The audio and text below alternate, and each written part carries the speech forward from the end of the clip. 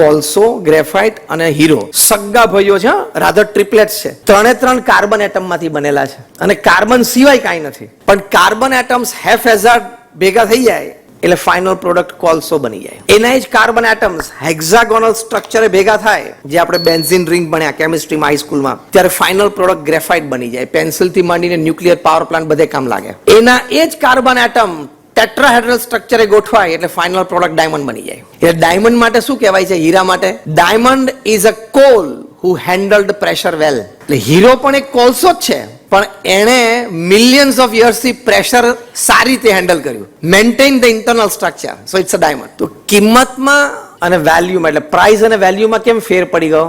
Design of the internal structure, એટલે કે આપણી લાગણી, ભાવના, વિચારો, એટીટ્યુડ, કેરેક્ટર, એ બધું. બહાર તો અત્યારે બધા પાસે સરખું છે, બુદ્ધિ બધા પાસે છે, ઓછી હોય તો બાકીની ઇન્ટરનેટ આપી દેશે. કનેક્ટિવિટી બધા પાસે છે, કારણ કે સોશિયલ મીડિયા ફ્રી છે, એટલે બધા પાસે કનેક્ટિવિટી. ઇન્ફોર્મેશન બધા પાસે સરખી છે, ઇક્વલ એક્સેસ ટુ ઇન્ફોર્મેશન બધા સિટીઝન્સને છે. જ્યારે બધા પાસે બાહ્ય રીતે બધું સરખું છે, ત્યારે who will progress, who will win the competition, who will grow, who will succeed? તો the person who has a better internal design.